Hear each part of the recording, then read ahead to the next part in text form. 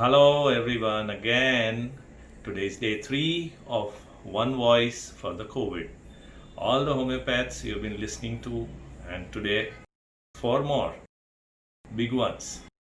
You have to start with Dr. Shailendra V's presentation where he's taking how to look into case taking in indoor patients and in a speedy way.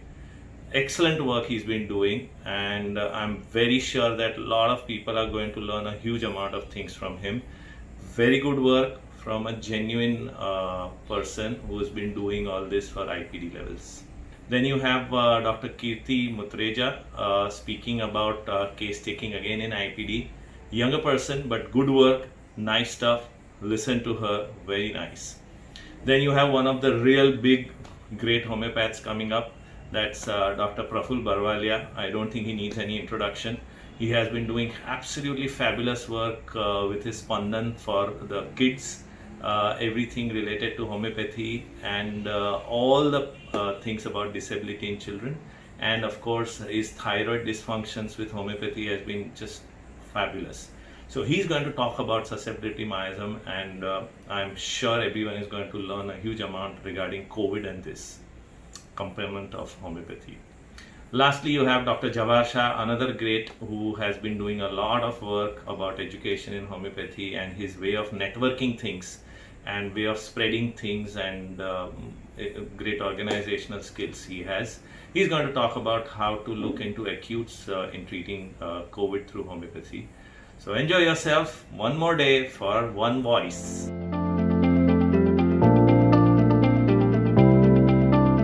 Friends, I have great pleasure in introducing Dr. Shailendra Vishwampaya. Dr. Shailendra is a very versatile practitioner. He has 17 years of experience in treating various challenging cases. He has taken up challenge of treating immunocompromised cases. He has challenge of taking very complicated epilepsy, thyroid disorders, gynecological disorders, geriatric care, and ultimately a greatest challenge of psychiatric disorder. It seems Shailendra has a tremendous capacity to take challenges. And one of the challenges he has taken is treating COVID as a tertiary care expert. And he has gone through a beautiful experiences that he will present to us. His presentation skills are known. He has presented nationally and internationally on subject of thyroid as well as in subject of cancer and also in area of psychiatric disorder. We look forward to Shailendra for his experience and expertise that he has developed in the area of COVID-19. Thank you very much, Shailendra, for being part of Team One Voice. Hello, everyone. So today we are going to discuss a very important topic about the COVID virus and its homeopathic management. So I'm going to share with you a part of my interesting journey. That is what I have learned during this COVID epidemic as a treating physician, where I was allowed to treat people with adjuvant homeopathy. So let's begin with the beginning. So taking case in COVID is not different than what you do in the actual practice. But there are slight differences, slight similarities, and slight challenges. So we are going to discuss everything one by one. And I'm going to share my version of treating COVID patients as an adjuvant to the conventional ICMR guidelines. So the disclaimer is very necessary.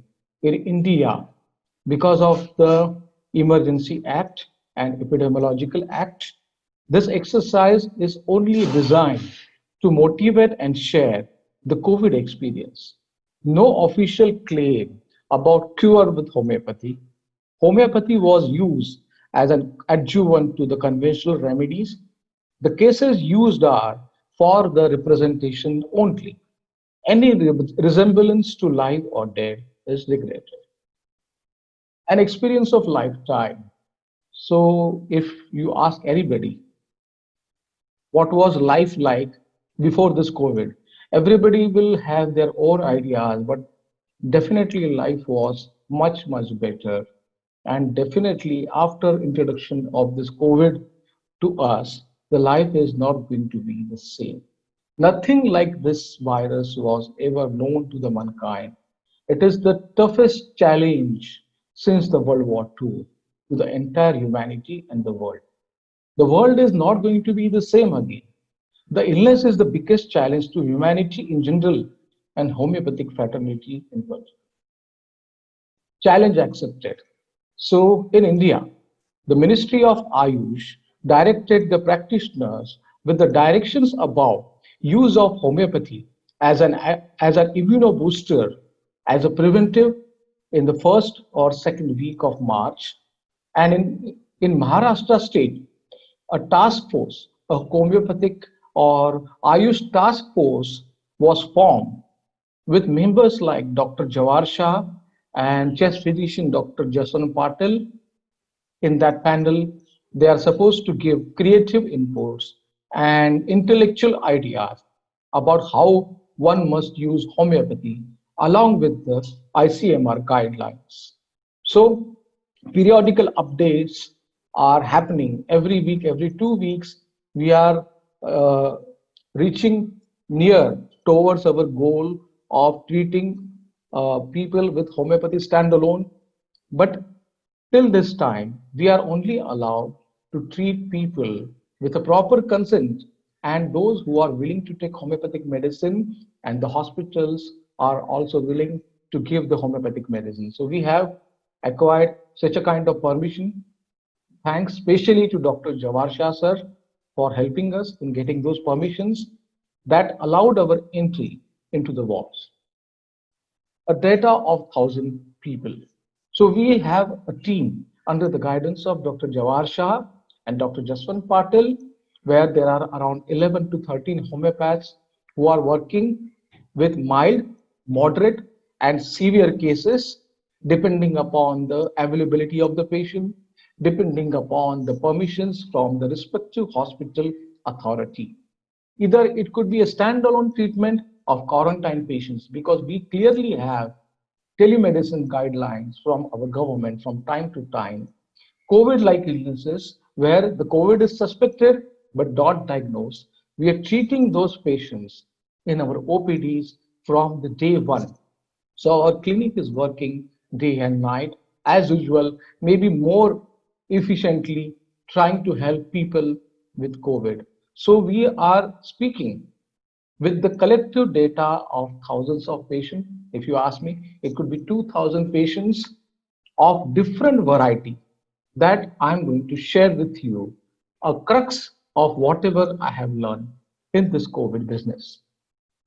Encountered with patient at a glance. Initially, when we were allowed to enter into the wards with unprejudiced mind, we knew nothing of the illness at all. The information gathered was provided by government and some information available on social media. And truly, we fail to understand the importance of wearing a PPE kit and precautions. We were completely unaware about the monstrous effect of COVID, but as the time progressed, we discovered how dangerous the virus could be. So that completely changed our perspective. As the time progressed, the severity was also understood and also role of homeopathic medicines in treatment of COVID-like patients. With homeopathic drugs, clinical presentations like gastrointestinal presentation, ocular, dermatological presentation, some psychogenic symptoms of the COVID were also identified, studied separately by our group.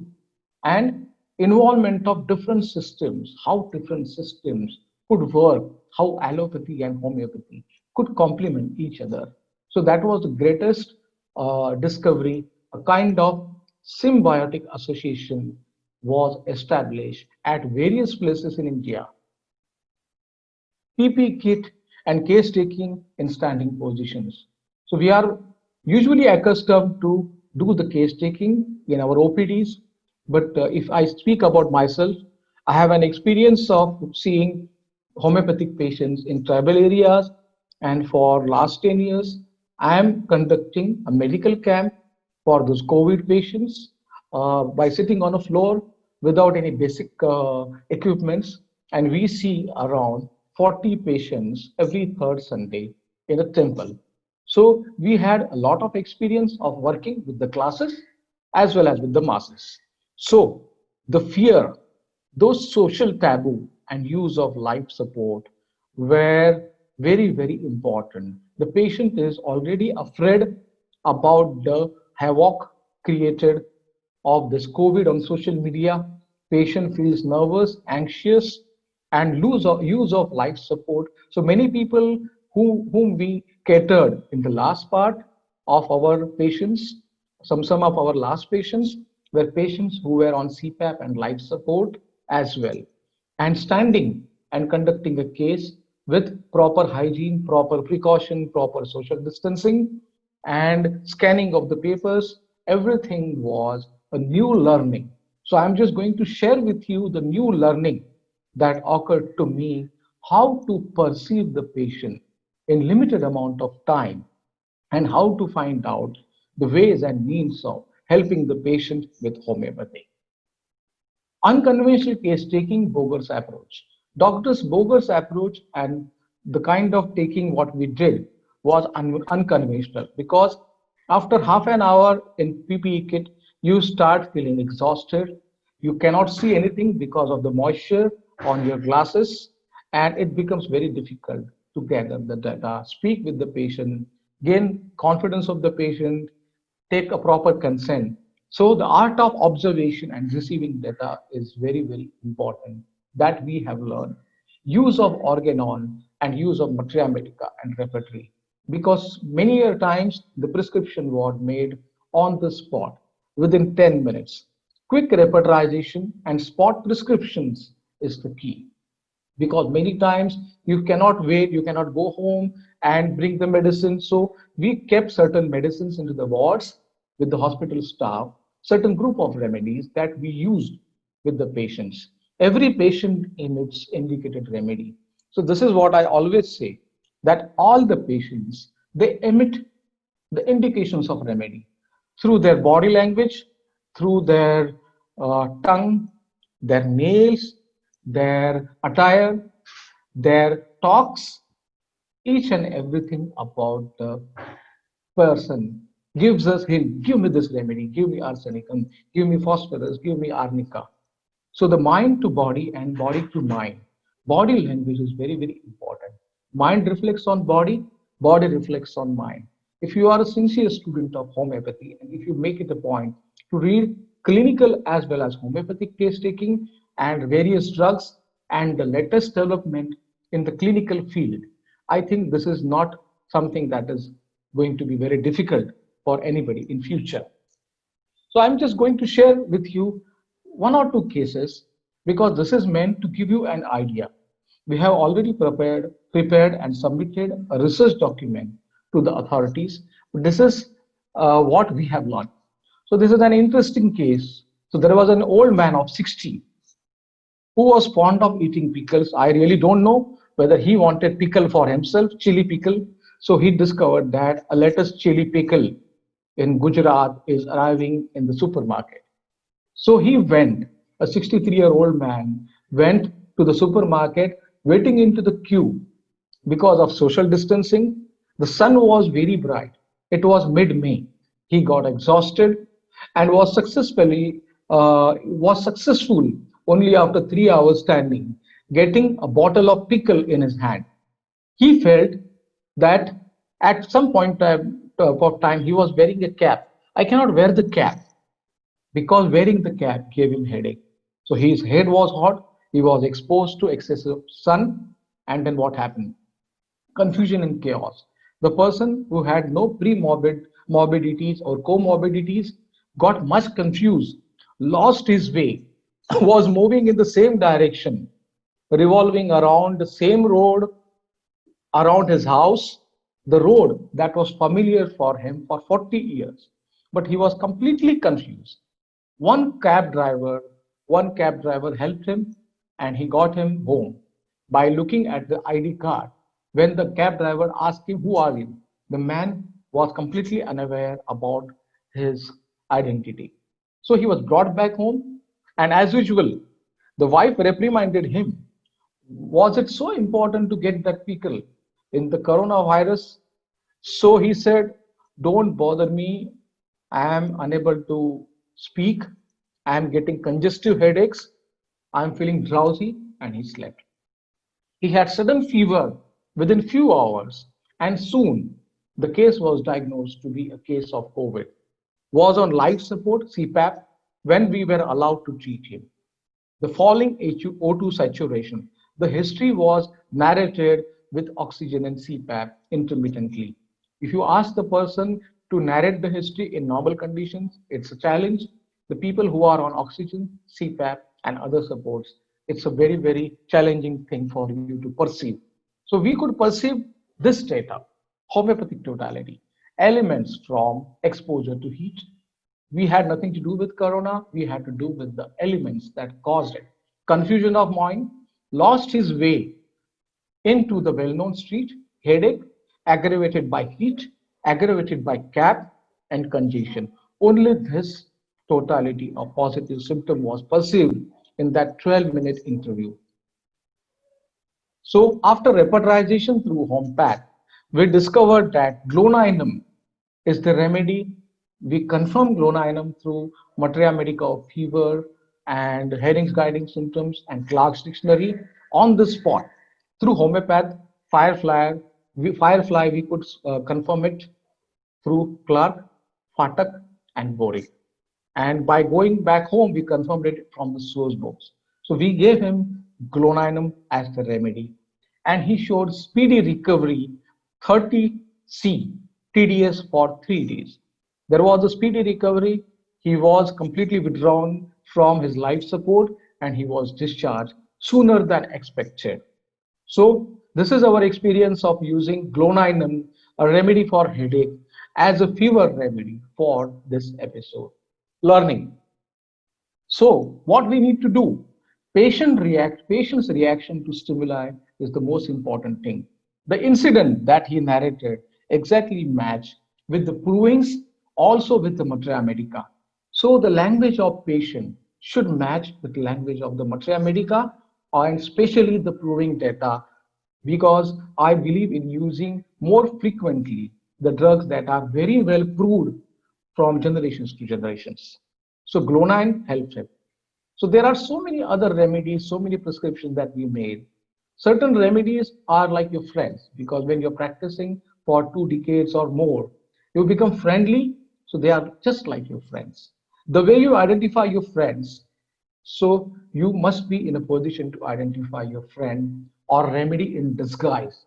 It could be corona, it could be hypertension, it could be cirrhosis of liver, it could be mania. The same way as displayed in the picture above, one becomes very much familiar with the remedies. You could observe your remedies in any situation. A sound knowledge of Materia Medica is absolutely necessary. The actor in the photograph mentioned is one actor. He is in different disguise. But people who know him thoroughly are able to identify, okay, this is Mr. Sanjay Kumar, who is acting in 9 different roles. So it could be your own remedy, it could be somebody else's remedy, that the person in acute, in diarrhea, the person in headache, the person in fever will definitely give you those indications of the remedy. What can I do for you, doctor? So I'm just going to discuss a few things about Varitrum, 2 cases of Varitrum that we have seen in the wards. So we came across this patient who was around 50s, mid 50s. He was on oxygen 5 liters. The first thing he asked us, he removed his oxygen and he asked us, "Doctor, hi, this is Mr. So-and-so. This is my business card." Probably you don't expect a patient on oxygen support to give you his business card. He displayed and offered his visiting card and offered to help us. He said, "What can I do for you? You know, I'm in this ward because I have corona, but I'm going to do well." He spoke about his religious philosophy. He said, my religious philosophy is best in the world and it is going to take me to the next level. And we are very pious and generous and very good people. And he said, one of the ways, one of the things that I'm going to do is I'm going to help other people. When I have COVID and I'm conquering it, the other people were also in a position to do it. So this was very, very interesting presentation, a kind of vanity, a kind of elegance, and a kind of boasting that made us prescribe Moritrum, and the recovery was speedy. Another patient that we saw was an old lady who was grumbling, who was complaining. We met another old lady who was drinking lime juice every time. She was complaining about the situation and cursing and shrieking, mentioning that the world is on fire due to corona.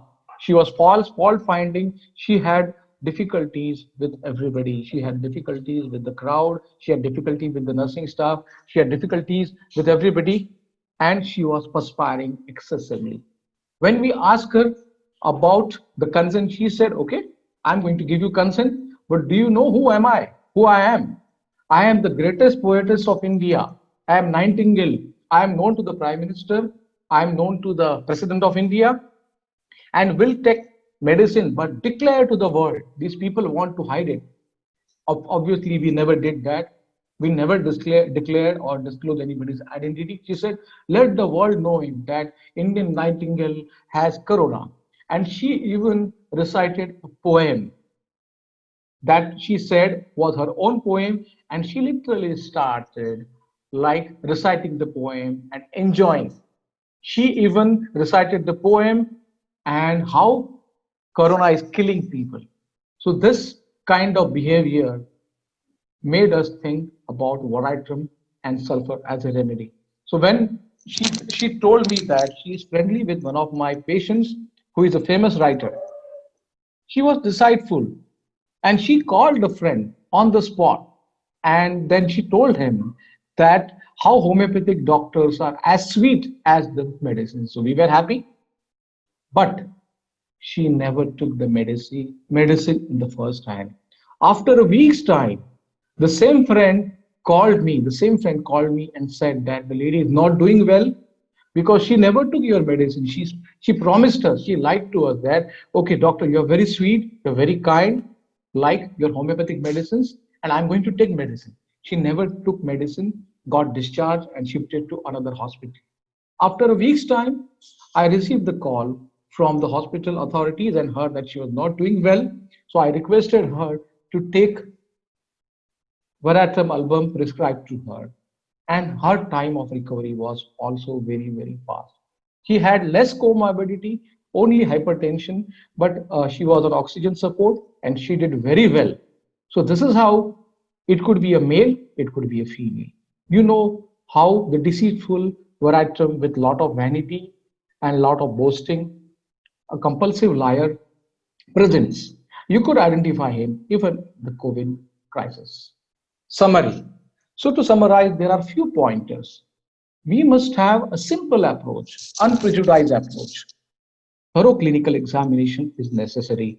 So never expose yourself to the situation only 2 to 3 times a week. We created a module where there were 6 to 7 doctors going in a group of 2.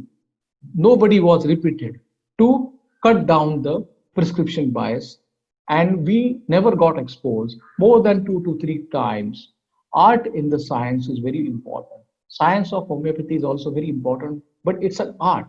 How to see the patient when you cannot see everything clearly, everything is foggy, you are perspiring, you are exhausted.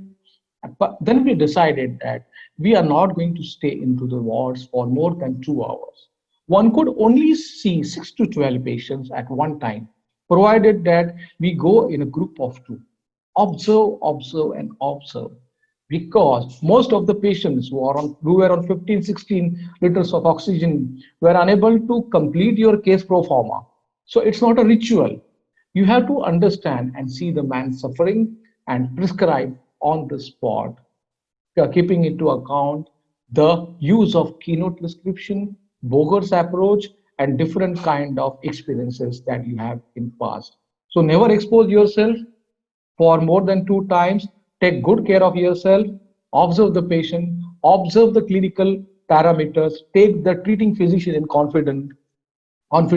This is absolutely important because then when he gains confidence, he will start referring some challenging cases to you in future. That exactly happened to me. That in due course of time, me and our group who were in the wards were allowed to treat so many challenging cases where the patient was not doing so well. But ICMR protocol and homeopathy did wonderfully well together. Teamwork, it's teamwork. You cannot do everything on your own. One cannot say that I treated so many COVID patients on my own.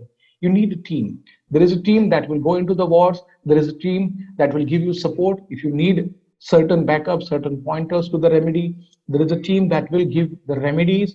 You have to take the paramedics, the nurses, the staff, and the doctors into the confidence. In our experience, when you do a lot of good things without expecting anything in return, they will definitely uh, favor you and seek your help and have a cordial relationship. It's a science that is important, not your ego. So use new set of doctors every time because when you have 6 doctors, so if you combine a team of 2 doctors and change every team member every time, no 2 doctors should go into the wards in the next week so that the juniors, seniors, everybody will learn from each other and they will form a symbiotic association. So this was helpful for us. And in a COVID care unit, uh, actually 2 COVID care units, we were able to see around 400 to 450 patients together as a team. So it's a teamwork. So this is a golden opportunity for homeopathy to prove its point to the world. So we are just waiting from right directions from the government where in the future we will be allowed to treat people on standalone basis, to treat the people only with homeopathic medicines through ICMR. Firefly and Little Angel, the software, the mobile app created by Mind Technologies, Firefly, was very, very instrumental in seeing those patients. It was very helpful, very simple, basic. It had all the repertories like Boga, so like Boric, the therapeutic pocketbook, the Fartax repertory, the Kent's repertory. It has around many Materia Medicas, 51 to 50 reference, so 51 to 60 reference books. So it usually helps you. It makes your task easy. Just type loss, well-known, street. You know your remedy because you cannot think rationally at that time completely because your mind is boggy, you're exhausted. So taking your own care is the next point that I'm going to share. Your own care is very, very important. Take care of yourself. Some exposure is inevitable. There could be an incident where you yourself could get the virus, but don't be afraid because you have this homeopathic tool of healing, following all the government rules. Let's not try to be over smart and defy the rules and do the things. Okay, regular yoga and breathing exercise for yourself. A good diet. I would recommend a good diet with lot of fibers and lot of antioxidant, lot of fruits, but not the citrus fruits that could give you a kind of cough. Honey is very, very helpful in diet. Proper hydration. We used to hydrate ourselves before going to the wards, and after coming from the wards, we repeated the same procedure. So if your sodium, if your body fluids are okay, you will be able to do a lot of justice. Striking mental balance. The situation in COVID ward is sometimes beyond imagination. There are people dying, people anxious, doctor anxious. It's like inferno of Dante. This is an analogy that I could give. So it's a very, very difficult situation. The thing that you have, at least I have never ever seen in life. So striking a good mental balance. And what helps us, if you know your constitutional remedy, or if you know the remedy that is acting in the wards, you could go ahead and take the remedy. So it is advisable to take your own remedy dose before entering into the wards or even after coming back from the ward. But I think doing it before gives you a lot of confidence, and your ego and your confidence, if it is shaken, it is put into a proper place. family support. Nothing is complete without family support. Homeopathic people are doing it without expecting any rewards. One is blessed to have a family support, but avoid immediate contact with them. For a few hours after the visit, special care of children is absolutely necessary. Elderly people, your mothers, your fathers, your grandparents, speak with them and try to maintain a proper social distancing because it is for their own benefit. And last but not the least, your wife, your husband, your solid support, because without support of your spouse, going into the war is not easy, because nobody is going to give you $1 million rupee for going to the wars. It is your own desire and desire to help mankind that is making you go to the wars and help people and prove it to yourself that homeopathy is also helping. It's a beginning. My friends, the battle is not yet over. We are not even halfway through the corona. It is just a beginning. We have to move ahead with our force, knowledge, and integrated approach. And one fine day, I'm confident that many people across the globe will be in a position to treat only with homeopathy. The day will definitely come. There is a proverb in Hanneman's mother tongue German. Der Anfang ist die Ende und der Ende ist der Anfang. The meaning is, in the beginning there is an end, and in the end there is a beginning. There is a beginning. So thank you so much for your patient listening, and I hope you will like the presentation and just see the other presentations also. So this comprehensive lecture series is going to give you a whole idea, new set of idea, how to approach COVID patients with homeopathy. Thank you.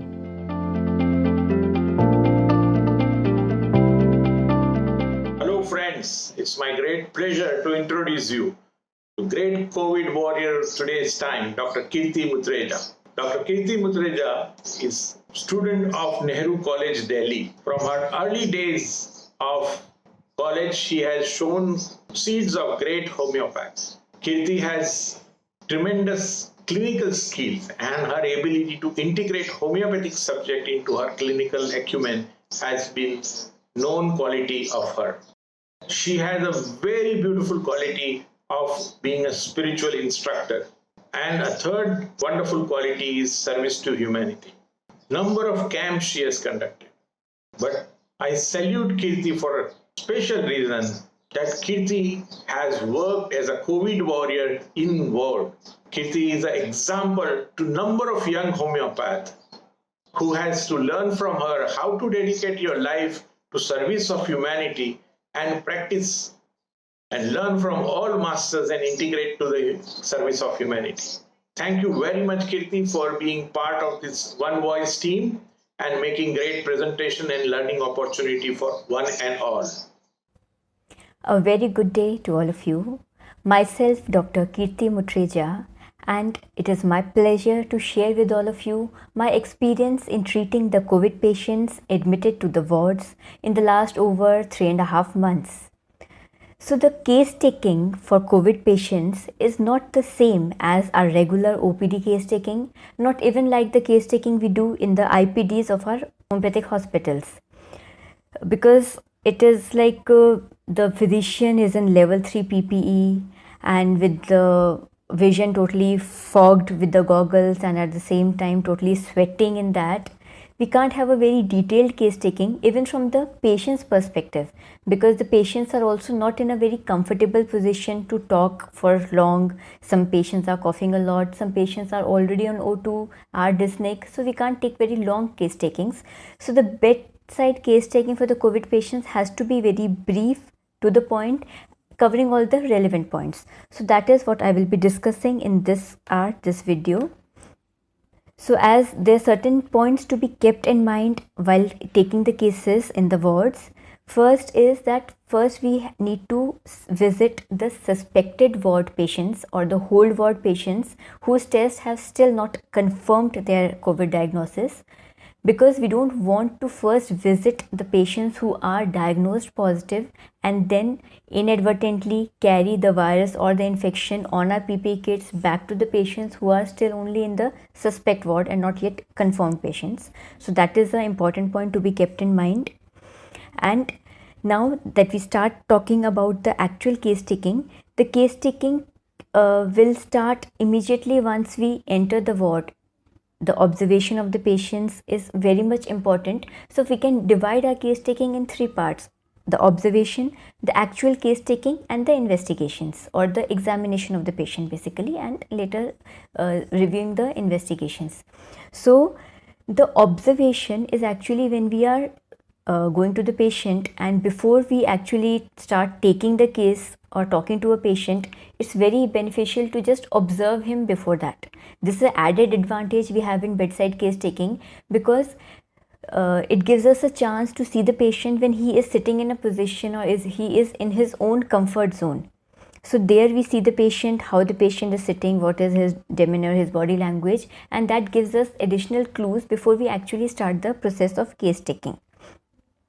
The things to be kept in mind in observation is that before we visit a patient, we are talking to some other patient and we just have a glance and we observe, because once the patient starts talking to us, he becomes more conscious.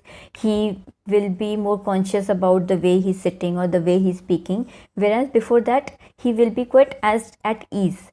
So the decubitus of the patient is the first thing that we observe. The decubitus of the patient can be either leaning backward, leaning forward, or the patient may be lying down on the sides or on the back. So when the patient is in his own comfort zone, then he will usually adopt that position which gives him maximum amelioration, whether it is lying down on the abdomen or the back, or leaning forward or backward, whatever.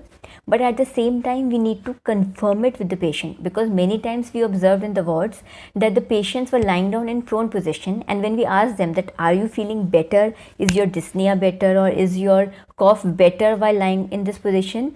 So the most of the patients were like, we have been told to do so, or many of the patients were like, we heard or we saw some YouTube videos which told that this position is good for us, so that is why I'm in this position.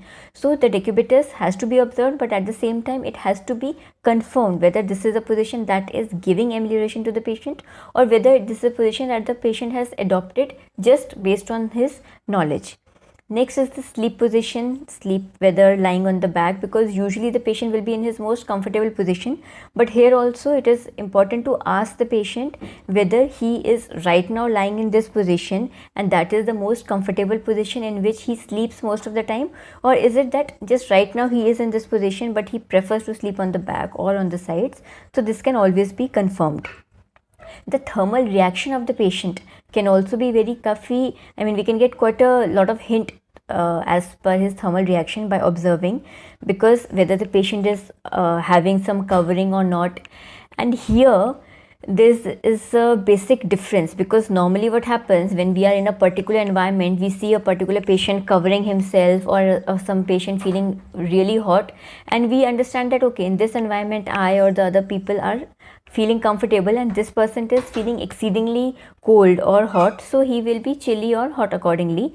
But here in the COVID wards, when we are in plastic PPEs totally sweating, so at that time when we see a patient sitting quiet at an ease, so we can't just guess that okay, he is a chilly patient because we are sweating and he is not, because we are in that PPE and there he may be in the fan or cooler and he may be feeling comfortable. So what's the best is to compare how the patients are as compared to the other patients. Maybe some people are actually needing a lot of covering, somebody has a very fast fan or very slow fan. Even this also needs to be asked, because many times in the government hospitals where we took the case taking, it was basically that the fan is not working, or the fan is not getting load, or the neighboring or adjacent patient requires the fan at a higher or lower speed. So it's just an observation which can be confirmed in just a second by just a single question to the patient. Another thing to be observed is the facial expression. Before we actually start talking to the patient, when the patient is in his natural mood, some patients have a lot of anxiety on their face, such anxious facial expression we can see. Some patients have a very carefree attitude, कि ठीक है corona हुआ तो क्या हुआ. I mean, some patients have that type of expression. Some patients are very timid and quite reserved and suspicious. They don't even want to talk to you. Who are you? They will be interrogating us before we are able to interrogate them. So all these suspicious thing, all this we can come to know through their facial expression or demeanor before they start talking to us, and definitely during the interrogation. Also, company desire, we have really observed that sometimes before even asking the patient, we observe that few patients are so social, even admitted they have friendship with all the people in the adjacent beds, and at the same time there were patients who were even telling the complaints of the neighboring patients and telling the doctor, you give some medicine to this patient, this lady is also suffering a lot. So this is also, we found some patients with a lot of compassion or a lot of company desire, and at the same time there were some patients who are totally sitting by themselves, totally reserved, taciturn, even they don't want to talk to you, what to talk about talking to the patients adjacent. But here also we also observed a gender bias, so we need to be very cautious, because most of the females were more social and talking and to all the people, all the ladies nearby, and there were very few who were quite reserved and taciturn, and most of the males were keeping to themselves. Very few of them were really vocal or talking to people around. So keeping this gender bias in mind, we can take care and we can understand that what is maybe the constitution of a particular patient, and accordingly we can ask questions also.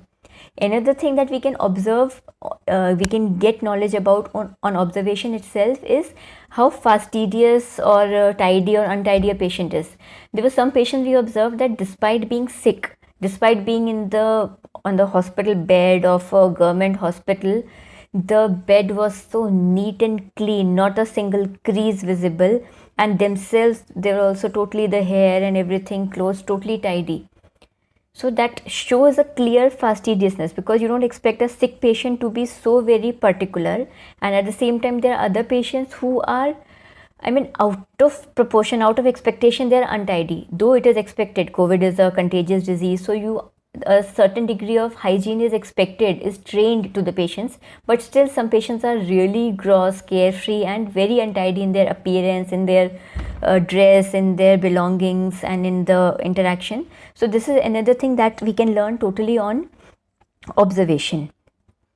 Then we come to the actual interrogation. So the points in interrogation need to be kept very brief, because every patient is not suffering from all the symptoms that we expect in corona.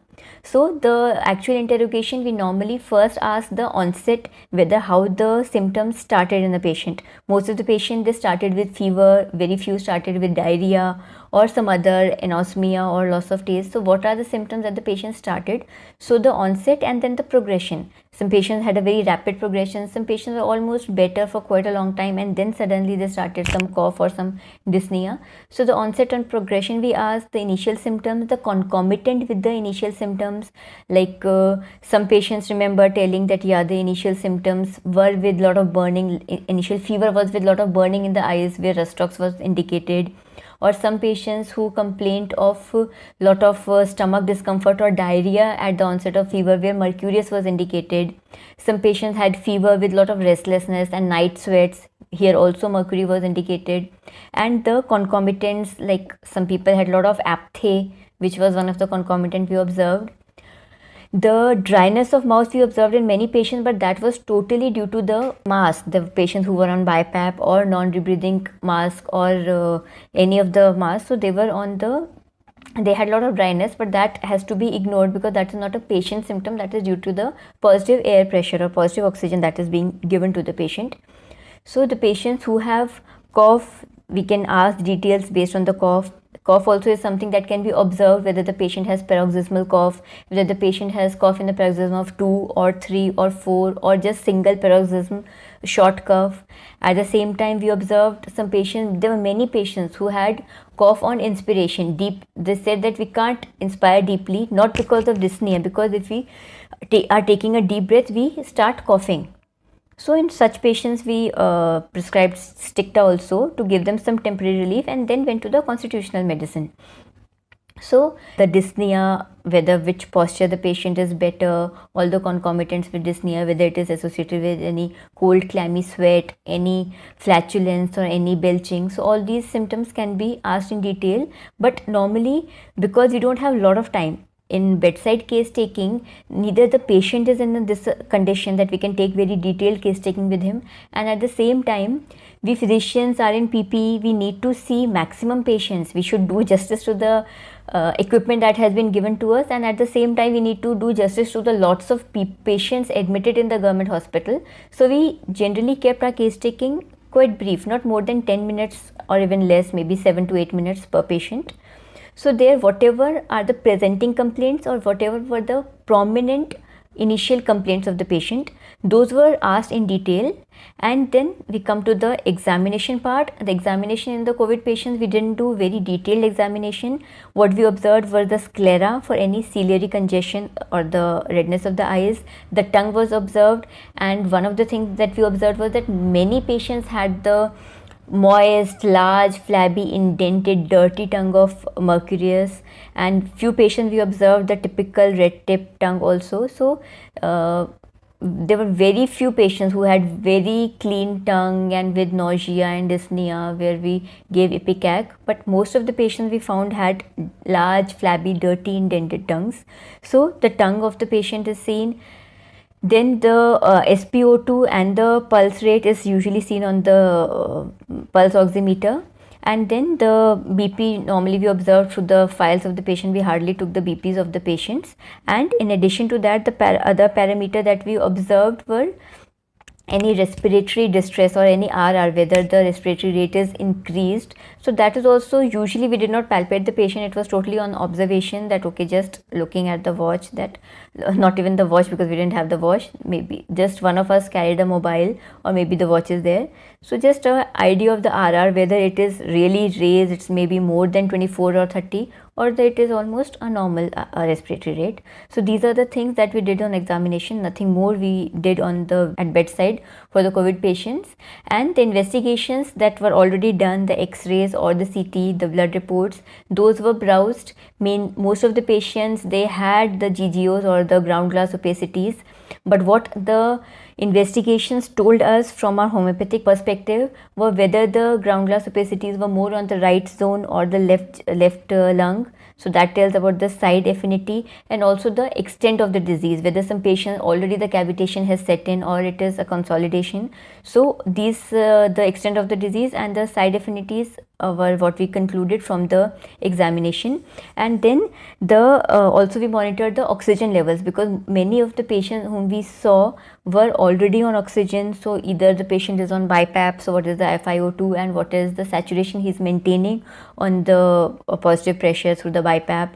The patients who were on non-rebreathing mask, how much oxygen. There were patients who were just on 3-4 liter oxygen and they were maintaining a good SpO2 of 95 to 98, whereas there were some patients who, despite have been given the O2 of 5 to 12 liters also, had very poor SpO2. So we considered and we took patients who were at least 85 or above SpO2, and then we saw how they improved with our medicines.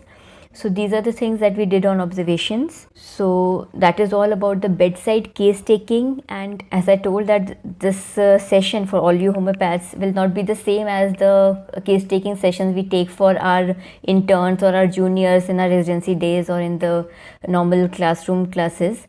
But at the same time, though it was a draining experience, going to the wards and taking cases, thinking about medicines, repertorizing them back at our clinics, and then going next day again to give the medicines to the patients. But I mean, just seeing the happiness of the patients, the happiness of curtailing the disease process, of giving the patients relief at a much faster rate as compared to the other patients who did not consent for homeopathic treatment. That in itself was such a satisfying experience that it has to be experienced. It can't be fathomed without experiencing it. And that is what prompted us to go into the wards day after day, week after week. And we have had a very enriching experience. Our patients have taught us a lot, and we are still learning from them, and we'll keep sharing our experiences with all of you. Thank you. Hello friends, it's my great pleasure to introduce you to legend of homeopathy, Dr. Praful M. Barwalia. Barwalia sir is founder, chairman and honorary director of Spandan organization, that institute runs for applied homeopathy in care of children with disability. Sir is a genius, what portrayed by Hahnemann in his vision of homeopathy. Man with his clinic par excellence in clinical practice, excellent researcher, an excellent educationist. He possesses very rare quality of this trinity. I feel fortunate to study under him great lessons of homeopathy, and we all are fortunate today that sir is going to share with us his deep insight into this greatest challenge of mankind. No wonder sir has received Times Healthcare Achievers Award 2018 as Legend of Homeopathy. Sir, we are so lucky to have you today. Thank you very much, sir. Dear colleagues, it gives me immense pleasure to share my experiences of managing COVID-19 cases with you. The homeopathic approach from the perspective of miasm and susceptibility, and what implications these concepts have in analyzing and evaluating and managing these cases. COVID-19 is a fairly serious and sinister pandemic, which all of us are struggling very hard to handle. Homeopathic history, since years together, gives us fair idea about effectiveness of homeopathic therapeutics in the management of pandemic. Individualization has been the gold standard in homeopathic practice, and every prescriber who is trained with homeopathic philosophy and art would evaluate their cases, individualize them, and treat them. This is not a simple disorder, but it's a spectrum of disorders. We see range of cases with fever, headache, hemoptysis, like various symptoms, while you can have multi-systems also involved and complications which are also multi-systemic. A little bit background from pathophysiological aspect will help us a lot to translate this from the standpoint of miasm and susceptibility. The virus enters host cell receptor ACE2, which is responsible for mediating infection. And you can see that it passes through 5 steps: attachment, penetration, biosynthesis, maturation, and release. Now, this entire process will vary from the standpoint of dimension of time depending on individual susceptibility and miasm. There are very well-known risk factors which all of us know. They predispose patient to COVID easily, as well as can aggravate and make the disorder also serious. Chronic kidney disease, chronic obstructive pulmonary disease, weakened immune system, obesity, heart condition, sickle cell disease, and type 2 diabetes. So we can see strong tubercular miasm and syphilitic miasm in the background, which can drive this virus to really frenzy and can bring about complications which are tubercular and syphilitic. So the severity will certainly depend on that miasmatic predisposition, what is there in the miasm. And accordingly, we will have cluster of symptoms which will be emerging through that. So what is important is to grasp concept of immunity as well as reactivity in each case and understand from the standpoint of susceptibility and miasm. So what kind of syndrome is coming up, at what duration of time is coming up, because all of us know that majority of cases can be very mild. We could see opsoric dimension. There would be some cases with cough, coryza, might be with some rattling. Now, this may indicate psychotic miasm and they may resolve also over a period of time without much of disturbances. While other cases, they travel, some also complicate the issue. Now, how does that complication occurs? The complication because of cytokine storm, which can lead to septic shock, COVID pneumonia, and respiratory failure. Now, here also we can see the influence of miasms, which will have its own impact, and the varied evolution of pneumonia and again its consequences. We will see through illustrative cases and will be able to appreciate this dimension with greater clarity. Patient infected with SARS-CoV-2 ranges from minimal symptom to severe respiratory failure with multiple organ failure. So this entire thing we can see from miasmatic perspective. So friends, acute disease is nothing else but transient explosion of latent SORA, as Hahnemann says, and I will extrapolate it as transient explosion of latent miasm. So here it is underlying miasm which will have its own impact on the trajectory of the disease. We were confronted with this case on 13th May of 49 years old female who had diabetes mellitus since last 8 years. This lady, whose husband is our homeopathic colleague, now she came down with chilliness on 13th May, exactly after midnight. The temperature started rising during day and she felt sleepy, desired to lie down. Now in the preceding phase, she was quite active, doing a lot of pickle work because it was pickle season, and that was the time wherein her husband was also down with the fever, so she was quite worried about that. On 13th May to 22nd May, she was managed at home by her husband with phosphorus 1m and later on arsenic alp 1m. And then chest physician was consulted, who found HbA1c 8.1. So you can see the diabetes is not under control. C-reactive proteins 15, WBC 7000, and X-ray showed increased bronchovascular margin. Now when I evaluated the case and we discussed, the constant features which emerged were desire for open air, coldness of extremities with fever, evening spikes of temperature, thirst increased, white coating of tongue, and bitter taste. There was distinct desire for open air, shifting patient on hot thermal aspect from the standpoint of thermal state, and you can see significant neutrophil lymphocyte ratio, CRP was 33, and COVID was positive.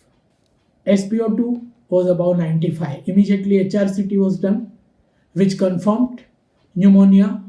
Subsegmental ill-defined ground glass opacities are seen in the periphery of both the lung fields involving both the upper and lower lobe, consistent with COVID-19 pneumonia, CT score of 4, moderate involvement. So friends, here we are confronted with a case with strong underlying tubercular miasm, psychotic tubercular evolution of pneumonia. Now patient is presented with well-defined pneumonic inflammatory responses of COVID which are visible to us, and you can see the symptoms which are available, the characteristics of which are available. So evolution as well as the consistent concomitants all indicate to bryonia, and we started with bryonia 204 hourly. But here in this case, the miasmatic dimension is certainly tubercular, and we need to reach to the pace of the disease. Now we are definitely in a serious zone, and if we do not control it faster, we are likely to encounter other complications. So, considering all these aspects, patient was given a bryonia 200 4 hourly, and we started with a dose of tuberculinum to begin with. Next day, categorically and spontaneously mentioned food test normal with pleasant surprise. Felt very normal from very next day. Soon was bored and wanted early discharge against protocol. That is what she shared with her husband. That take me away, I'm feeling so well. Bryonia 200, this was not desire to go home of bryonia, it was definitely good feeling. Bryonia 200 continued for a week, then 6 hourly, then 8 hourly, then 12 hourly. So gradually it was repeated. When we repeated X-ray, it showed similar changes, no significant change so far as X-ray is concerned. We wanted to repeat HRCT, but the physician said patient is so much better and I don't want to subject her to HRCT. Why do you want to do that? And he was very strong about it, and he said that the response is quite fantastic. At home after discharge, happy and emotional, good energy and mood during hospital stay, she came to know that her uncle, who was also down with COVID and who was also admitted in the hospital, he passed away. Now this was a sad news. She came to know about it, but she could take that in her strife and she could, handle it with stability.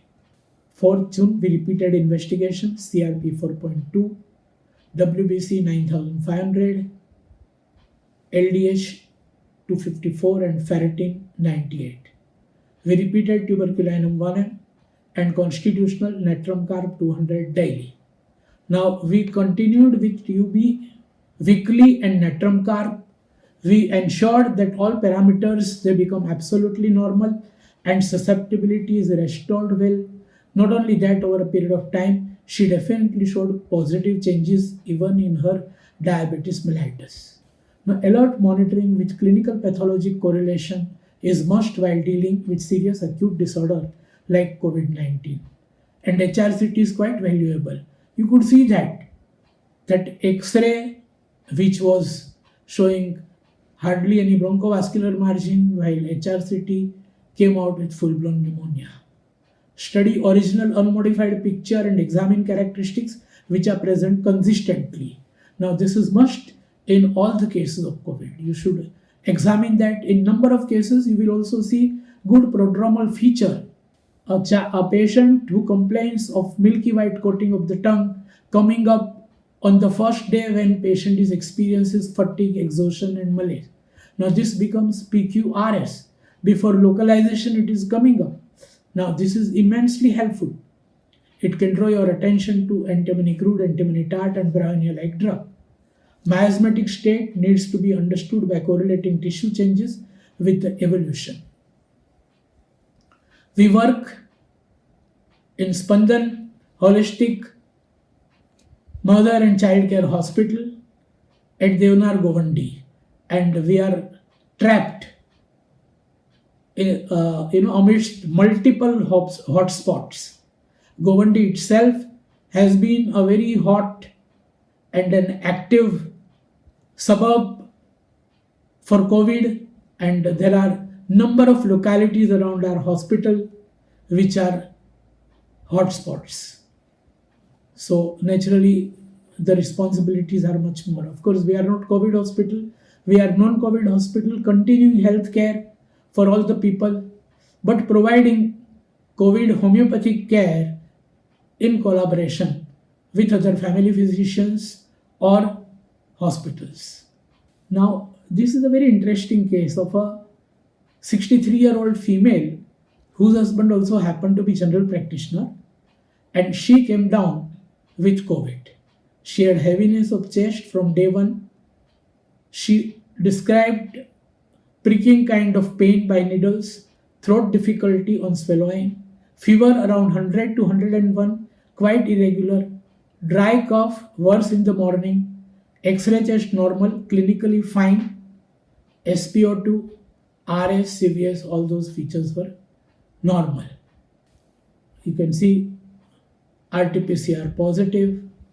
Other features: always wants fan, feels hot, covering thin even during fever, craving warm water with unquenchable thirst, headache on and off, coming from Gujarati Jain family. She had ischemic heart disease and she underwent bypass surgery just 2 years back, and she was on all cardiac drugs. She was also suffering from diabetes mellitus. She used to have recurrent URTI with lymphadenitis.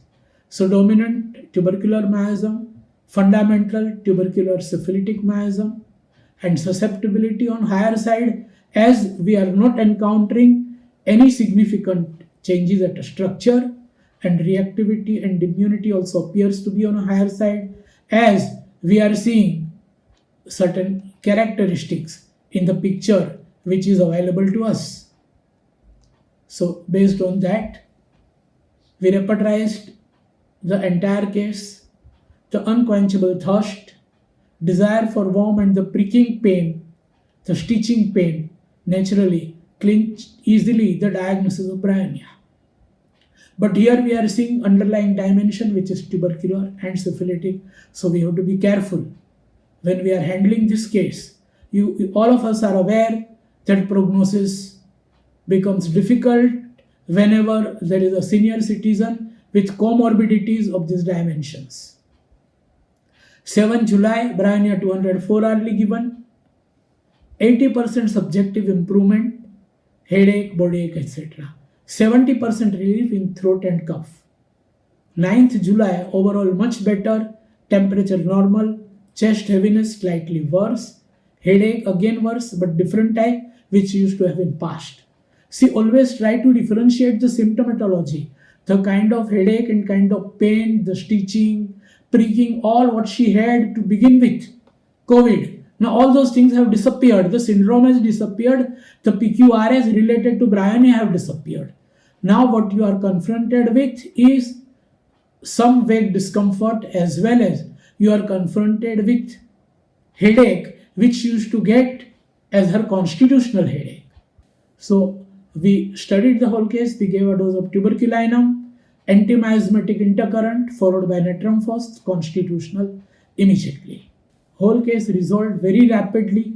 She felt much better with the 2 doses, one of TUB and second of natrum phos given on the next day. Third day she was much better, jubilant, quite happy, and natrum phos was repeated again after 2 days, and then later we carried out RT-PCR, and on 14 July we are seeing not detected.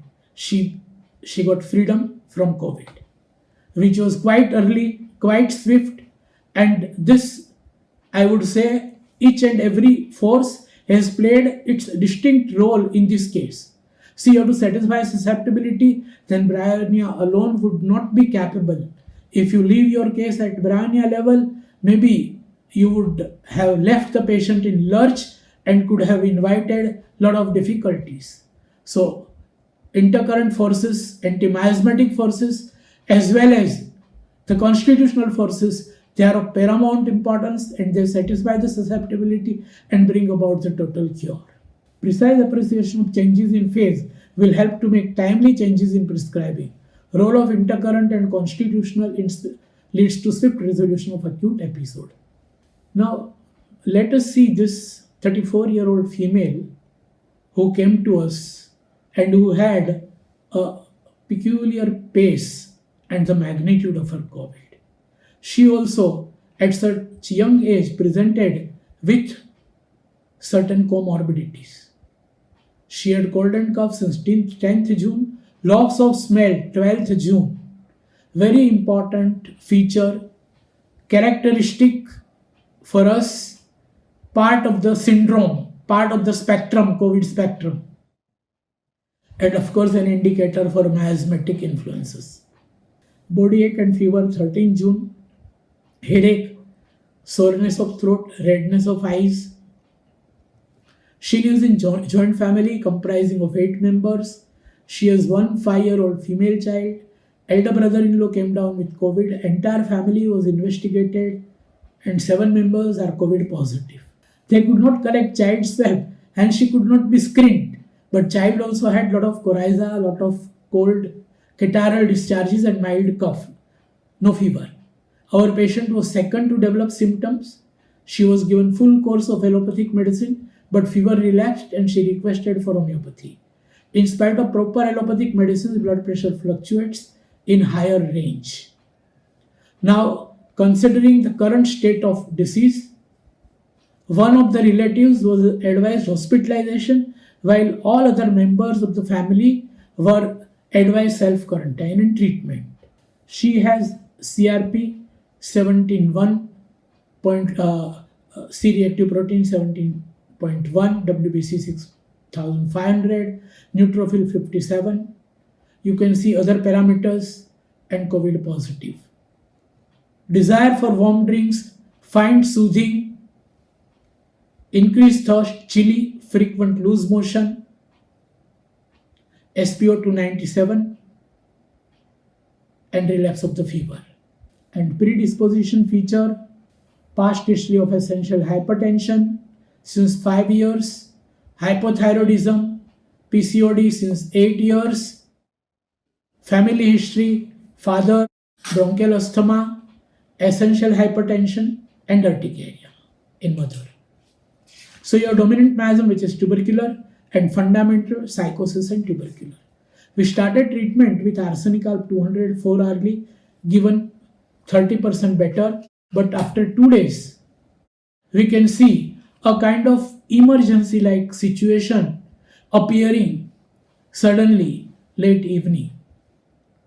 She had constriction in chest since 2 hours, restlessness, she was quite anxious, she had cramps in legs and respiration was high. Now, when this kind of syndrome is coming up, we are alarmed. We had already spoken to family that SOS hospitalization, keep ready, but at that time it was difficult to identify anything and there was paucity of time.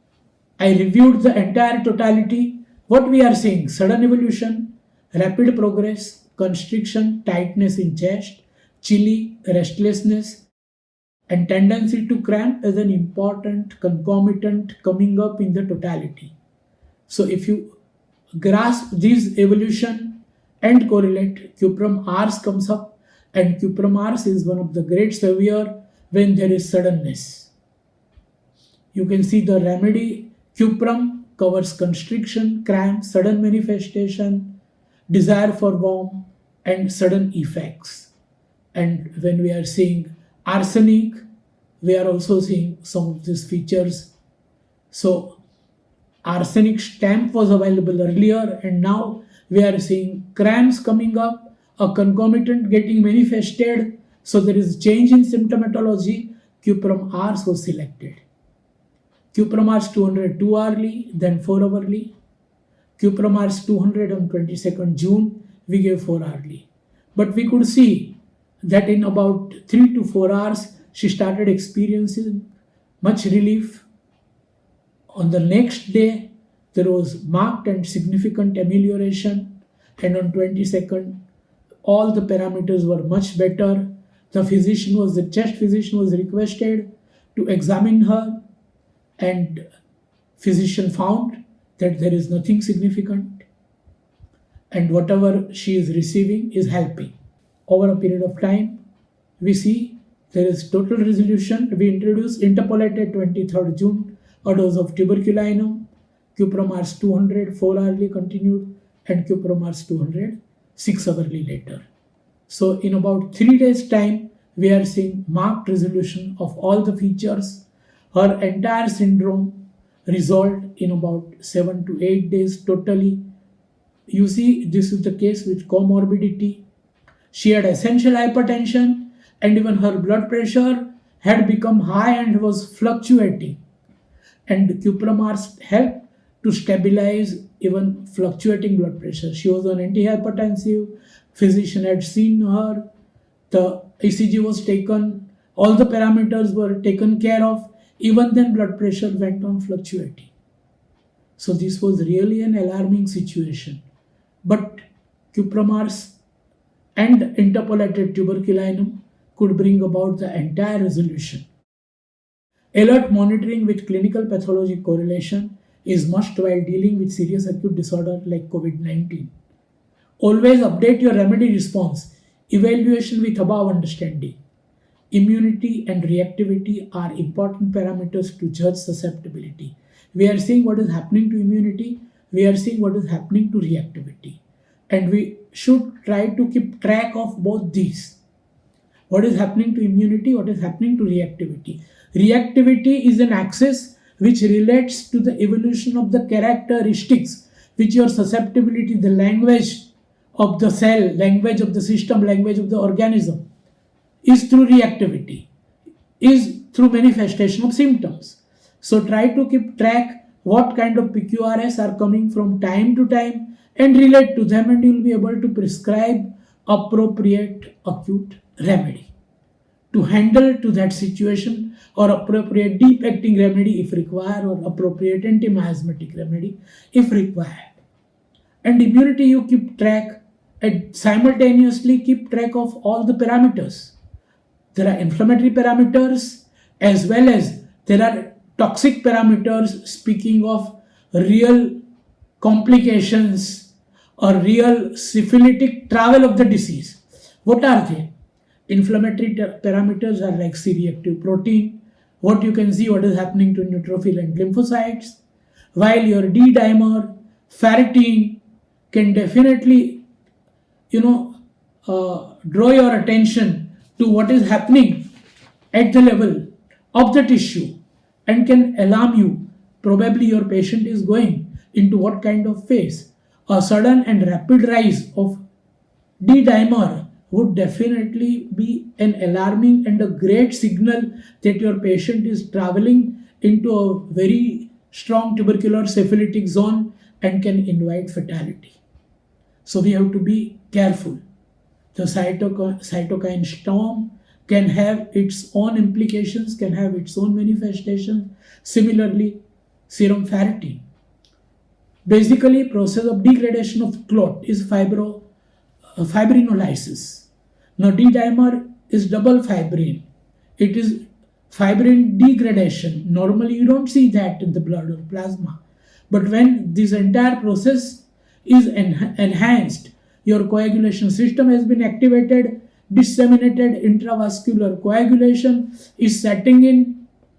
These are all alarming signals. Patient is going into serious zone, and then you will see rapid rise into the D-dimer. So even an indication, a biochemical indication, can tell you about miasm and can tell you that now you should take what type of steps and how. Spectrum of remedies of pneumonia based on reactivity. High to moderate, we will see Bryonia, Antimony Ars, Calicarb, Chelidonium, Lycopodium, Phosphorus, China Ars and Cupramars. So that way even Bryonia can be psychotic, Bryonia can have soric manifestations too. While Antimony Ars can have psychotic and tubercular manifestations. Calicarb can present to you with psychotic or tubercular or syphilitic dimension. Lycopodium can essentially throw a lot of symptoms of tubercular and syphilitic pneumonia. Phosphorus, your strong tubercular pneumonia. China Ars and Cupramars, again, China Ars psychotic, tubercular and syphilitic. Cupramars can be tubercular and syphilitic.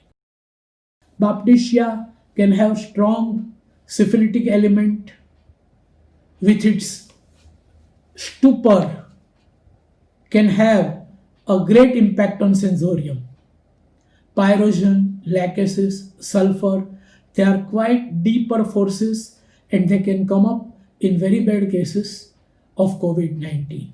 but they could be extremely helpful. Sulfur, camphor, with great and intense impact on sensorium and then driving patient into septic shock, which is one of the known complications. Antimony tart with its rattling and zinc mat. Tuberculinum and sulfur are the great drugs, and similarly antimony tart for stimulation, arousal and initiation. Now we are confronted with this COVID, and COVID is not going to leave us soon. Even COVID will disappear after we develop herd immunity. We will encounter number of cases wherein COVID has left its traces. And there again, homeopathy will come to a great rescue. This is a wonderful case of 61-year-old female who came to me. Her COVID disease was almost resolved. She was home quarantine, physician's allopathic treatment, chest heaviness, restlessness, palpitation, lot of anxiety she had with that COVID. COVID was positive. It subsided, temperature, symptoms subsided in 4-5 days. But residual features remained for quite some time. Difficulty in breathing, heaviness, cough, intermittent episode of chest pain and tremendous anxiety. IgE level was pretty high. And the doctor warned that she may develop fibrosis. There are a number of cases, post-COVID fibrosis coming up.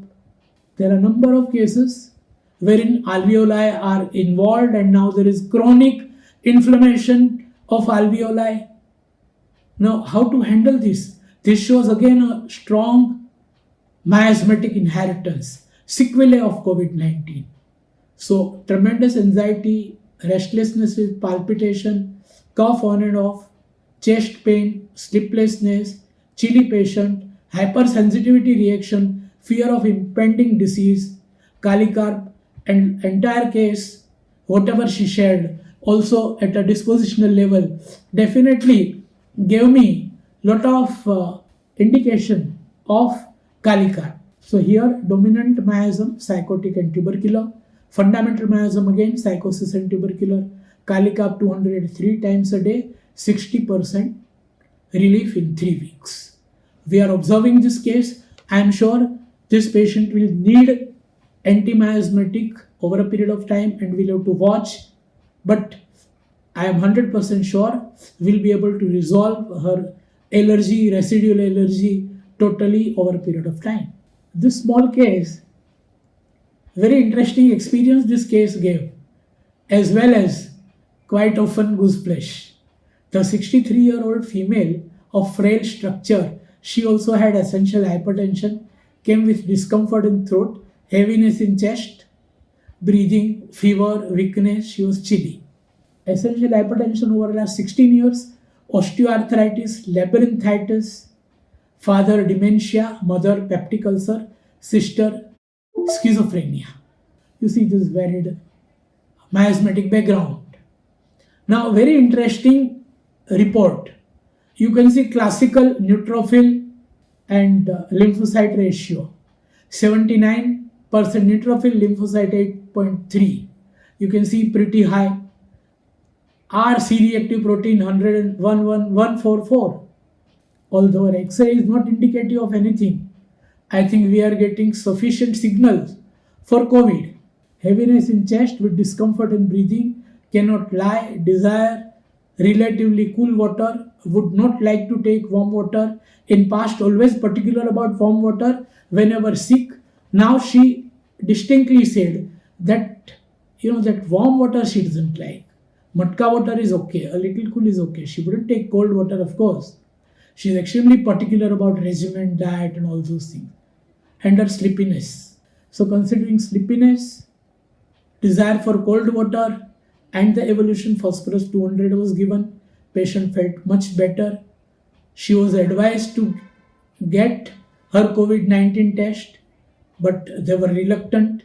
They were not going ahead with it. She was definitely feeling much better and her temperature was also quite under control. The husband requested and she requested that please why don't you continue with your medications.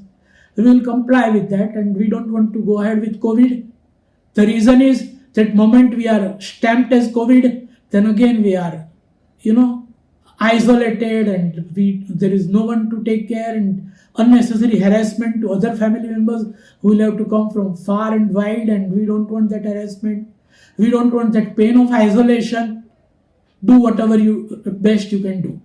I of course spoke to one physician. She was also on the case, and she was also evaluating. So finally we requested that, okay, you are improving, everything is fine, but let us get HRCT done. So she got HRCT done, and HRCT, it was done again, taking appointment, going there and getting the report took almost 3 days. During those 3 days she was much better, but when result came in our hand, you could see this fibrotic opacities are seen in basal region, right lower lobe, along with fibrotic bands. No consolidation, no ground glass opacity, no pleural effusion. So COVID kind of features are not there. But see the third point, extensive bulky lymph nodes noted in the mesentery and retroperitoneal region of abdomen, which requires further evaluation with CT abdomen. Now see, now it has come. So we prevailed on them that please go ahead with CT abdomen. They said कि अरे आप क्या करते हैं, एक के बाद कुछ निकालते जाते हैं. I said no, have patience, don't worry, we will treat whatever comes, but let truth come out, then we will handle. And CT abdomen confirmed lymphoma, huge nodes, mild hepatomegaly. So, and COVID also done. If you see this case beautifully demonstrates that how non-Hodgkin lymphoma, the malignancy, got diagnosed when we were confronted with a case of a COVID. She improved with phosphorus. Then later on, COVID antibodies were done, which were at that time normal. The biopsy was carried out, which confirmed non-Hodgkin lymphoma, and then case was being followed up by oncologist. So this is one investigation, can lead to another, can lead to third, but clinician within you should remain alive, and you should pursue, you should coordinate with modern medicine experts too. Then you will be able to reach to the real underlying situation which would have not come otherwise. Now the last case is again a case, COVID with comorbidity, and you can see here an absolute insidious evolution, but the patient appeared so exhausted and sick, and her face, her body language, they showed tremendous exhaustion, and sleepiness was again from day one, gradual evolution. You can look at her age. Here we are confronted with 76-year-old female, and she is down with this. You can see all the parameters. We gave antimony tart. Vitality improved in 2 days. Fever came down on third day. Overall 70% improvement. So friends, here we need to recognize different phases. From time to time, the phases from clinical perspective, phases from organ and philosophy perspective, phases from Materia Medica perspective. So what is important is how you integrate your knowledge of chronic miasm with modern medicine, how you correlate with immunity, with reactivity, with susceptibility, the changes taking place at a cellular level, changes taking place at a structural level, and expressions. Our friends from modern medicine, they are extremely helpful to us, and if we can integrate that knowledge, we can grasp the dynamics behind the susceptibility, all the 4 quadrant well, the sensitivity, immunity, reactivity, vitality in the backdrop of miasm, suppression and leaving. And when we do that, we'll be able to conclude, we'll be able to handle these cases best. So we need to appreciate those parameters, and then we will see that as we move ahead, the cases with moderate susceptibility will give you a best result in a short time. You'll be able to see in 48 hours you'll be able to see definite indication of positive changes, and your alertness will help you immensely. Change in indications become an invaluable guide to effect change in the therapy. Thank you so much.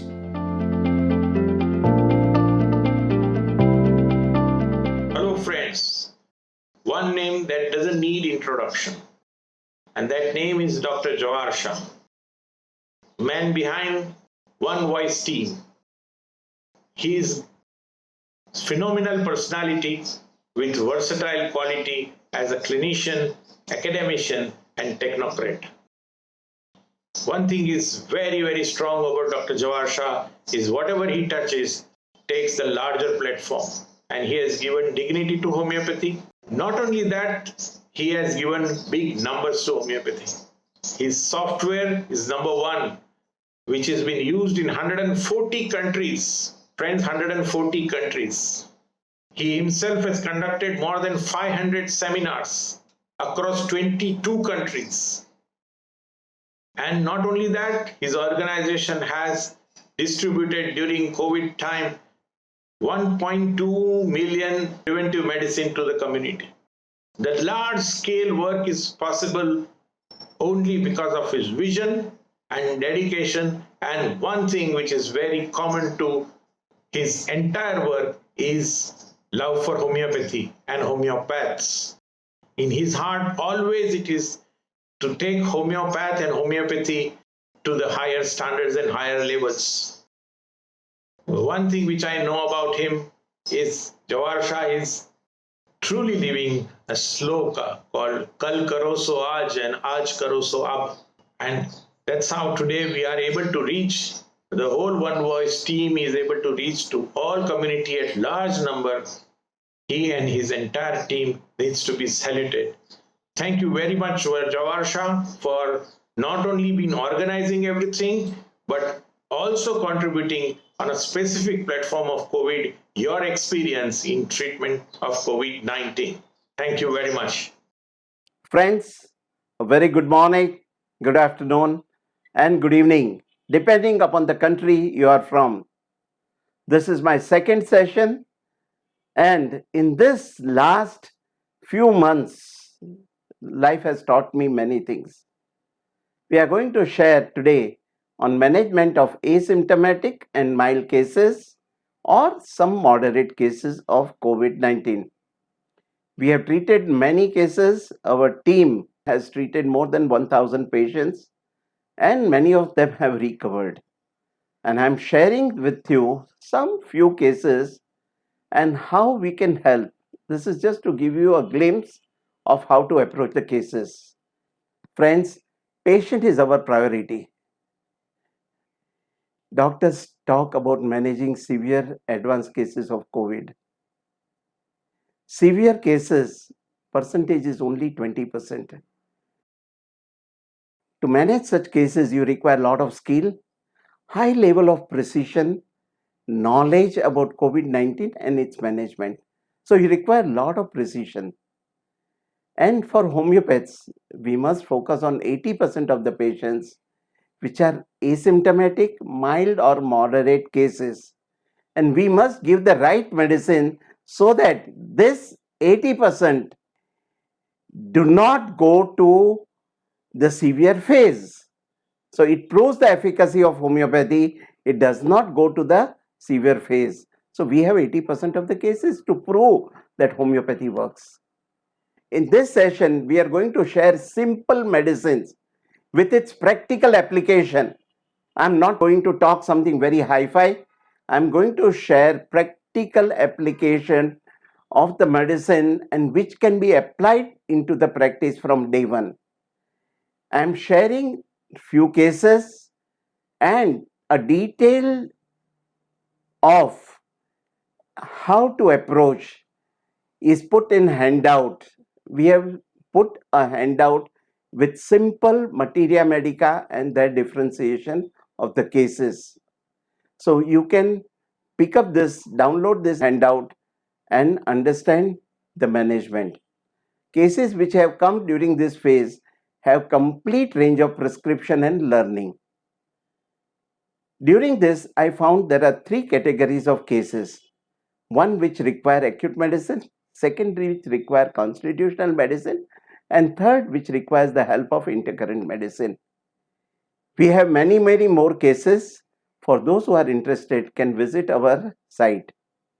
Most of these cases were evaluated twice in a day, but some of the events or follow-ups are non-eventful, so that we are not mentioning in this detail.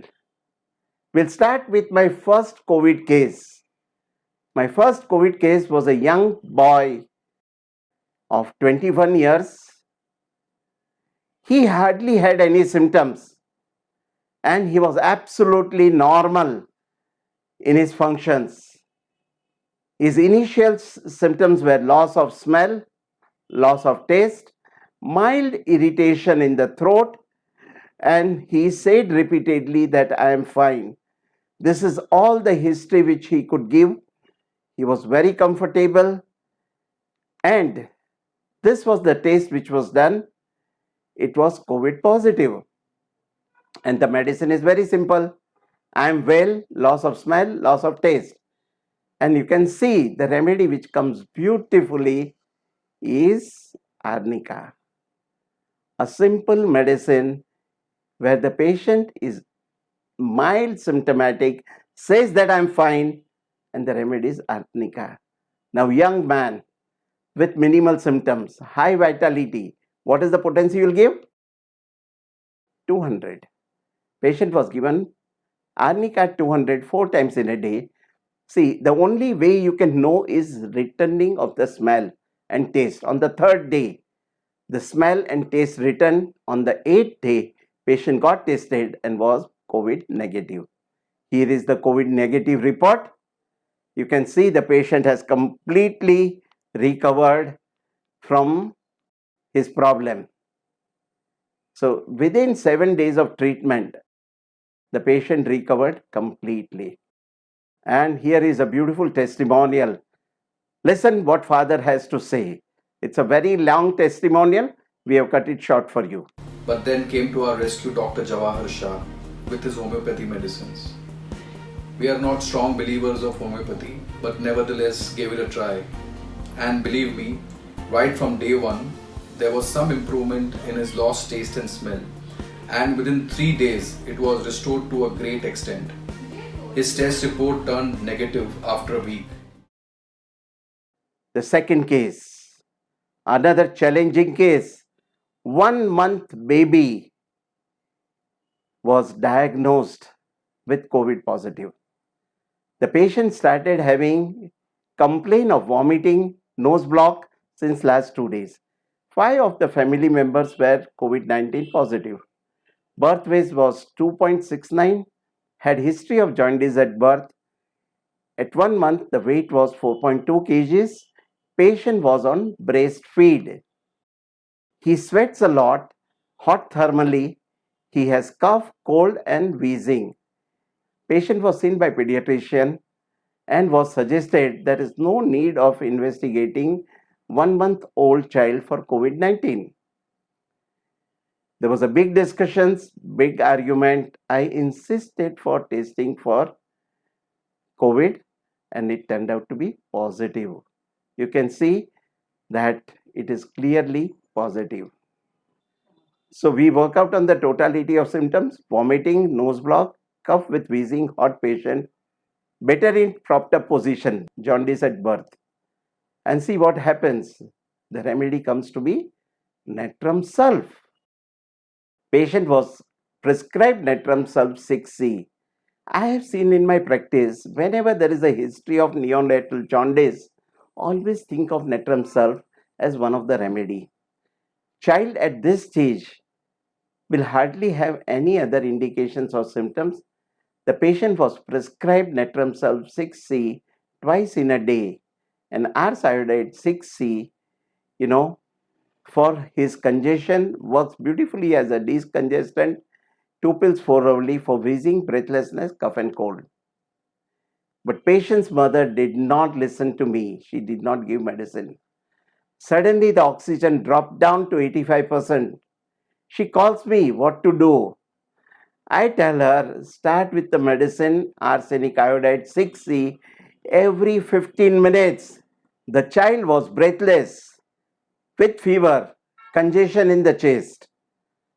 Concerned doctor advised that the child should be put in full AC, cold sponging, and hospitalization if required, which I refused. I said, you leave the child to me, and if you put the child into AC, cold sponging, then the child is sure to develop pneumonia and other complications.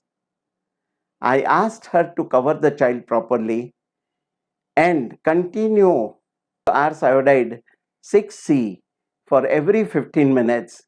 Keep the check on pulse and oxygen. Fortunately, she listened to me. In 6 hours, the oxygen rose to 91%. In 12 hours, oxygen touched to 96 and the child started recovering. Today, both mother and child are normal with no complication, no chest congestion, no nose block, and COVID negative. Here you can see a child is COVID negative. So, homeopathy, it works. And here is a beautiful testimonial from the mother, a short one, sweet one. He's really saved me and my baby and my husband also for that matter. Before even getting tested for COVID, he was pretty sure with the symptoms that Subhashri, this is it, this is it, this is what is going to happen. And you know, exactly it was happening the same way what he was saying. So I really trust him when it comes to medical guidance, and I would suggest that anybody who's coming across such situations should go for this Welcome Cure homeopathy kit that he's suggesting, because it has really helped me, my baby, and my family to get saved. You know, for mother, 1 month old child suffering from COVID was very painful. But within 7 days, her all pain went away with lot of happiness. We share a nice case. Mild symptomatic responded to acute indicated medicine. And in this case, you can see the acute indicated medicine could be even her constitutional. A young lady with 32 years, married, came down with fever, 100 degrees and went up to 102. Since last 2 days, she was markedly anxious and had loose motions, plus, 5 motions which were watery, weakness, anxiety, anger, body ache, plus 5, headache, diarrhea. See, so many symptoms. No breathlessness, shivering and burning in eyes. No change of taste or smell, bilateral nose block. She has desire for slow fan, chilly, and has aggravation from fan. Her sleep was disturbed and she has catnap sleep. She has craving for sweets, aversion to mushrooms. In her family history, mother has arthritis, father has high cholesterol. She gets her menstrual cycle regularly. Thermally, she is a hot patient. Normally, she is mild but short tempered with marked weeping, which is better by consolation. She doesn't react when angry and controls a lot, but with husband, she shouts. She has a right to shout with husband. Anger is aggravated by consolation. She can't express her anger and starts crying. During anger, remembers past things. She needs everything clean and doesn't like messy room. So symptoms we have taken: anxiety plus, weeps easily, better by consolation, weakness, body ache, headache and diarrhea. And the remedy turned out to be better by consolation is pulsatilla. And slow close, just imagine, the next is ignatia. So we think of giving, again because of high sensitivity, high reactivity, we have given pulsatilla 200, 1 tablet twice in a day. By this time, I gathered one beautiful experience that you have to give ferrum phos 6x, 6 tablets 1 hourly, and that literally improves the oxygen level. Follow up 10, 7, 20, patient is much better, throat is much better. Itching is better, weeping is better. Patient recovered completely on 14/7/20, and the patient is absolutely normal till date. We have another interesting case. Positive COVID-19 with comorbidity diabetes. 48-year-old president of a multinational company came up with COVID positive. Hardly had any symptoms. Started with body pain and fever. Took paracetamol for 2 days, was fine in 2 days. After 3 days again he got fever and body pain. Temperature shot up to 102. 2 days fever, again no fever. Cough since 4 or 5 days. Dry expectoration, whitish expectoration. Feels hot most of the time. Needs air conditioning. Thirst for large quantity at a time. Takes 4 liters or more in a day. Perspiration profuse. Appetite reduced. Mind symptoms. Feels lonely. Desire to go home. Working from the hotel room. Enjoys working. Short-tempered. Violent. Abusive with anger. Throws things in anger. Aggravated by consolation. Does not listen. Wants to be alone at time. Fear of disease. Trembling in the stomach area with great anxiety. Cannot sleep. Dreams of ghost. Scary. Gets up with a jerk. Feels something is around him. Gets hurt very easily. And the COVID was detected positive.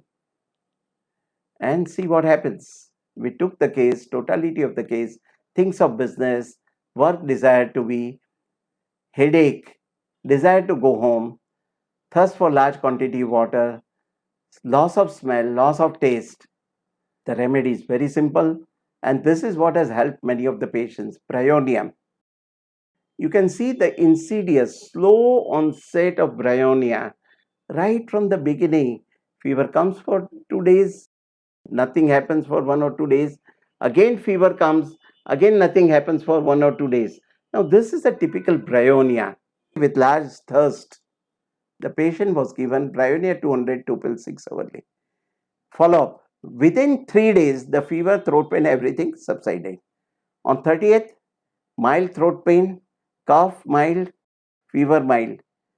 On 31st, O2 level fluctuating. On the 7th day, symptoms subsided, the test was done, and the report came negative. Patient could come back home. This was a special case in which the patient was kept in hotel room because those days all the hospitals were not equipped to handle such cases, and they were very comfortable that relatively young people should go and stay in some quarantine place. So the patient was anger suppressed, violent, aggressive. We took this as a constitutional totality, and you can see how beautifully Steffi Segre comes out. The patient was given Steffi 31 dose every night for 3 days in a week for 1 month. So totally 12 doses were given. Patient reported that he is feeling much better with more energy, more oxygen level reaching to 99%. He has started cycling 12 to 15 kilometers every day, feels charged up, rejuvenated, and his life has changed completely. The disease has changed his life. Patient recovered completely with no emphysema, no complications, or no bronchitis. And really, you feel nice that the patient is back to normality with much more bouncing, much more energy. And here is a testimonial from the same gentleman. I'm back after quarantine with family, with my brother and my mom. Thanks to Dr. Jawahar Shah for his homeopathic medicine, which helped me recover from the coronavirus. Thank you, Dr. Jawahar Shah, for your medicines. And then we go to an interesting case.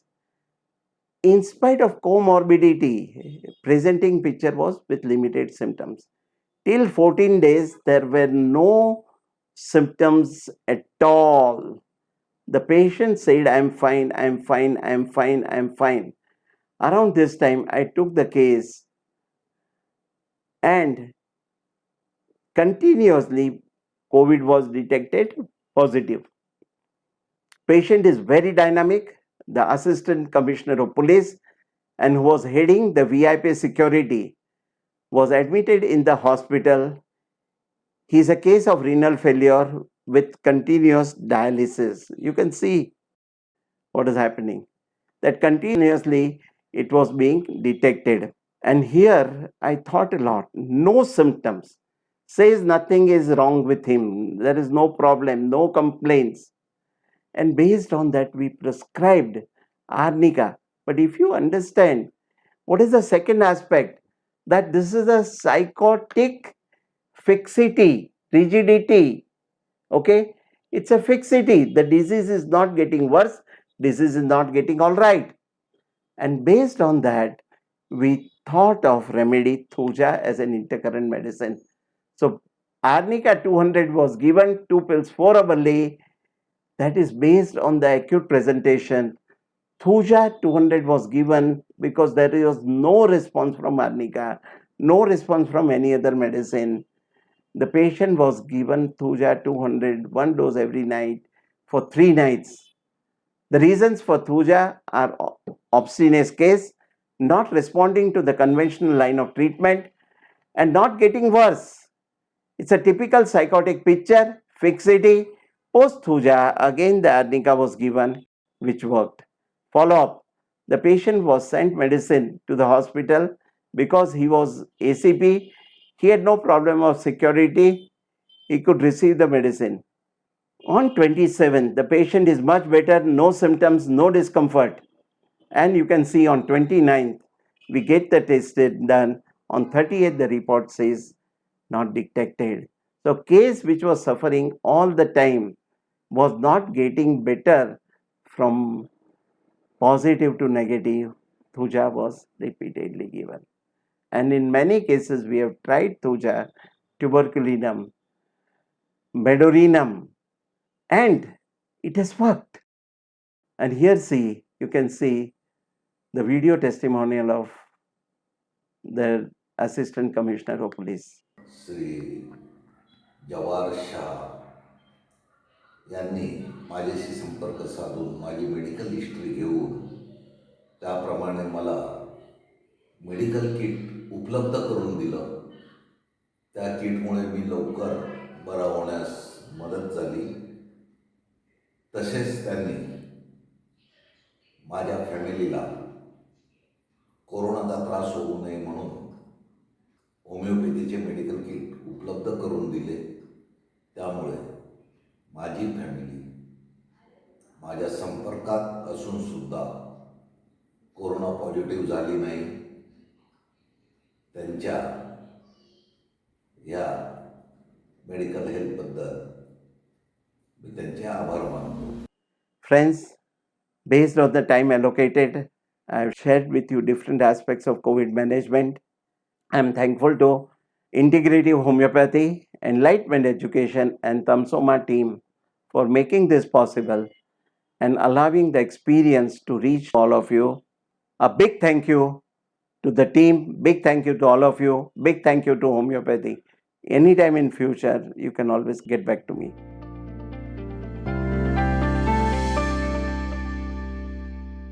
I'm sure you had a great time with these amazing sessions from Dr. Shailendra, Dr. Kirti, Dr. Barwalia, and Dr. Jawahar Shah. Now we have an idea about the art of case taking in the inpatient as well as the importance of bedside case taking. Also, you have the brief about miasms and susceptibility and their role in COVID-19 management. And also, how do we quickly manage the mild cases of COVID-19? And also gear up for tomorrow as day 4 of our One Voice webinar series. We have with us Dr. Manoj Patel talking about the importance of the mind in all its dimensions in COVID-19. Dr. Kishore Mehta covering the susceptibility, the posology, and the dosages used in COVID-19 cases. Dr. Vishpala Parthasarthi will speak about the preventive aspects of COVID-19. We will have Dr. Sujit Chatterjee We will be studying in detail the cases with comorbidity and its management from Dr. Sujit Chatterjee. So there is a lot on platter tomorrow, and do not miss this chance of grabbing this buffet of knowledge. So bye for now and see you tomorrow. Take care.